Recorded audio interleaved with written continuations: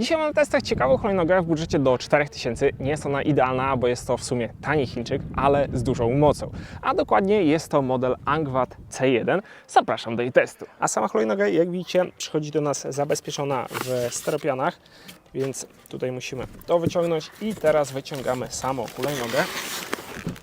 No, lekka to ona nie jest. Po wyjęciu z pudełka musimy tylko skręcić kierownicę, przykręcić kierunkowskazy i najlepiej posprawdzać wszystkie śrubki, czy wszystko jest dobrze poskręcane, bo z tanimi Chińczykami bywa różnie, więc lepiej to mieć na uwadze, żeby Wam śrubka po drodze nie odpadła. No i to, co się rzuca na pierwszy rzut oka, no to mamy tutaj 10-calowe opony z bieżnikiem szosowo-terenowym. I to, co na plus, od razu tutaj widzę, te kabelki są w oplocie, więc fajnie są one zabezpieczone. No i mamy tutaj też oczywiście możliwość regulacji w 3 poziomach. To jest teraz ustawiona hulajnoga najniżej. Mamy poziom drugi i poziom trzeci, więc uważam, że ja przy wzroście 180 cm tutaj będę jeździł albo na tym najwyższym, albo na tym jednym poziomie niżej. Hulajnoga jest wyposażona w 2 silniki o mocy 1200 W na koło, czyli łącznie mamy tu 2400 W. No i jeżeli chodzi o baterię, to ona ma 52 V i 28 Ah. I taki realny zasięg, który możemy na niej osiągnąć, jak ją dociskamy, czyli mocno jej używamy, no to te 40-50 km, 60-70 da się zrobić, jak będziemy jeździć wolniej na jedynce, dwójce, te 20-30 km na godzinę. No ale chyba nikt nie chce tak z niej korzystać, tylko dzięki takiej budowie chcemy wykorzystywać ją na maksa, więc te 40 jest tutaj jak najbardziej realne. Hulajnoga ma kontrolery kwadratowe, więc no jest zrywna od samego początku. Jak tylko naciskam, to od razu mamy szarpnięcie. Nie jest to takie lekkie ruszanie jak na przykład w Kokirinach, ale ma to też swoje plusy i w sumie Wam powiem, że no, mi się podoba kontroler kwadratowy, że od razu mam pełną moc i w sumie mogę ruszać sobie z piskiem i tylko zrywami piasek pod kołami. Ogólnie co do jazdy, to jeździ się na niej fajnie, przez to, że jest spora, mamy tutaj dużą kierownicę, więc to też jest na plus, bo czujemy się na niej komfortowo, więc no pomijając to, że jest to tani Chińczyk, z przodu lampka mi tłucze, więc trochę może nas zagłuszać, ale co do samej jazdy, co do mocy w tej cenie, to naprawdę jest to mocna i szybka, zwinna hulajnoga. Teren moim zdaniem jest idealna, do miasta no tak trochę mniej. Tutaj bym polecał coś bardziej stonowanego. Raczej to jest hulajnoga dla osób, które chcą szaleć, skakać. Jeżeli chodzi o kierownicę, no to w sumie jest to Chińczyk i to widać. Jest to w sumie komplet znany z większości takich tańszych hulajnóg. Mamy tutaj przełącznik świateł on-off, są tutaj kierunki, ale one są fajne, zaraz o nich pogadamy. Jest też klakson, żeby go użyć, to musimy przekręcić stacyjkę. I jak słyszycie, naprawdę ten klakson jest głośny. To, co mi się tutaj podoba, to sama ta kierownica jest szeroka, więc wygodnie się na niej trzymamy. Z prawej strony mamy sterownik TF100, więc to jest znany sterownik z większości tego typu hulajnóg. No i on ma tutaj 3 tryby. Przyciskiem M przełączamy się pomiędzy 1, 2 i 3.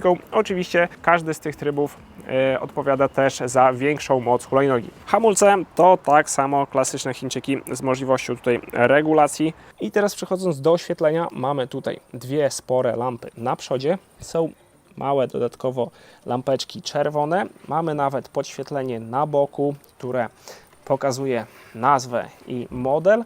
I dodatkowo są jeszcze lampeczki z tyłu, ale poza tym mamy właśnie te fajne kierunki, które jak widzicie, jak je włączymy, świecą się na niebiesko oraz mają tutaj pływający kierunek pomarańczowy i tak samo mamy kierunek z przodu, więc nie dość, że widać nas dobrze z przodu, to również z tyłu. To na pewno, na co muszę zwrócić uwagę, to średniej jakości to oświetlenie główne, które nie dość, że brzęczy nam cały czas po drodze, to ja musiałem jeszcze to rozwiercić, bo w sumie prawie mi odpadło po drodze, więc ja sobie tutaj to trochę zmodyfikowałem, dałem tu podkładki i teraz trzyma się mocniej, ale mimo to wszystko brzęczy jak jeździmy. Warto to by było sobie ewentualnie jakoś lepiej zabezpieczyć. Względem na przykład G2 Mastera tutaj dużo bardziej się wybijamy. Wystarczy, że podskakuje to, ona nas wybija do góry, a nie tłumi nierówności. Ta hulajnoga też jest szybsza od Mastera. Tutaj prędkość maksymalna, jaką jesteśmy w stanie osiągnąć, to jakieś 67 km na godzinę. No, względem GPS-a to GPS pokazuje nam jakieś 4-5 km mniej niż to, co mamy na liczniku, no ale to praktycznie przy każdej hulajnodze jest lekkie przekłamanie, więc no, jest ona też trochę szybsza niż Master. Sam system składania jest prosty. Mamy tu jedną dźwignię, którą musimy odblokować i z boku mamy blokadę, którą ściągamy. Teraz możemy składać kolumnę kierownicy. Tu się nam to wszystko blokuje i możemy sobie hulajnogę podnosić. Do najwyższych ona nie należy, ale też nie jest przesadnie ciężka. To jest tutaj na pewno plusem. Jeśli chodzi o budowę, to jest to bliźniacza konstrukcja, tak jak już wspomniałem, do Laoty ES18, ale też do Nanrobota D4. Wydaje mi się, że one wychodzą z tej samej fabryki. Jeżeli chodzi o budowę, mogą się ewentualnie różnić tutaj wnętrzem. Producent może dobrać coś pod siebie i wtedy ma swój znaczek. Więc no, ma ona też ich plusy i minusy. Tutaj minusem moim zdaniem są te luzy na tej sztyce kierownicy, bo jak widzicie, no trochę ona się macha. Można to jeszcze mocniej poskręcać, ale i tak te luzy tutaj będą, więc no to jest akurat ten minus. Często zadajecie pytanie, czy wybrać ten model hulajnogi, czy ten, ale często też zdarza się, że Wasza rozbieżność w cenach i w hulajnogach jest ogromna. I tutaj właśnie macie dobitny przykład, gdzie ja testowałem Angvat C1, a to jest Angvat T1, który testował Bartek. Recenzję tego modelu możecie zobaczyć u mnie na kanale Bartek Bojar. Jest większa, szybsza i mocniejsza, ale nie każdemu będzie pasowała. I właśnie jest też różnica cenowa, no bo ta kosztuje 4000, a ta około 6. No i tutaj właśnie widzicie, skąd ta różnica się bierze. Podsumowując, ja ten sprzęt mam z Banggood, dostałem go z magazynu z Polski w 3 dni. Jeżeli jesteście zainteresowani zakupem, to link i kupon rabatowy znajdziecie w opisie. Zachęcam też Was do zaglądania na naszą grupę Hulajnogi Elektryczne. Tam dzielimy się swoimi spostrzeżeniami. Jeżeli nie wiecie, jaką hulajnogę wybrać, chcecie pomóc, no to nie tylko my, ale też spora część użytkowników chętnie dzieli się swoimi spostrzeżeniami i uwagami do swoich sprzętów. Więc teraz na koniec pytanie, czy warto ją kupić? I tak, i nie. Jest to moim zdaniem sprzęt dla świadomego użytkownika, który wie, jakie są tutaj minusy, bo jest to jeden z najtańszych Chińczyków. Charakteryzuje się tym, że ma w niskiej cenie dużą moc. No i to na pewno jest na plus, bo mocy jest tutaj dużo. W sumie jest ona mocą zbliżona do Kukilina G3 Pro, który kosztuje minimum 1000 więcej.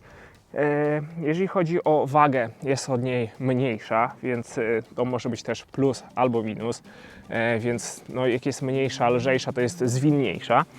Względem na przykład G2 Mastera, no, jest tutaj ta konstrukcja słabsza, gorsza, same luzy, wszystko, poskręcanie tego no, jest gorszej jakości, ale na przykład przewagą jest tutaj kierownica, która jest szeroka, jest na pewno wygodniejsza. Sama możliwość regulacji, no to i tu i tam tak samo możemy regulować sobie kierownicę w 3 poziomach. No, ta na pewno jest od niej mocniejsza, ma większą baterię, ma większy zasięg, więc na przykład jak chcecie to porównać bezpośrednio do G2 Mastera, no to pod względem mocy i zasięgu ta będzie miała przewagę, pod względem konstrukcji moim zdaniem Kukilin. Kukilin ma też twardsze zawieszenie, tutaj te zawieszenie mocno nas wybija na górkach. Mi się to podoba, że możemy sobie skakać, jest to fajne, no ale nie każdemu to może się podobać. Niektórzy wolą, żeby to było bardziej tłumione, a nie wybijające. Tutaj na plus mamy hydrauliczne hamulce, nie mamy linkowych, więc już jest tak jakby poziom wyżej. No ale musimy wiedzieć, że jest to sprzęt chiński. Jest on co prawda dostępny z czeskiego magazynu w Banggood, no ale jeżeli na przykład coś nam się stanie, to nie mamy polskiego serwisu albo musimy szukać serwisu, który nam to naprawi. Na pewno musimy kontaktować się z Banggood, z Chińczykami i oni wtedy nam przyślą części, które albo właśnie sami będziemy musieli wymienić, albo znaleźć serwis, który nam to naprawi. Ale jeżeli mam mówić o samym stosunku mocy tej hulajnogi do ceny, to na pewno jest to jeden z lepszych wyborów. Na pewno jest ona lepiej wykonana niż Laoty.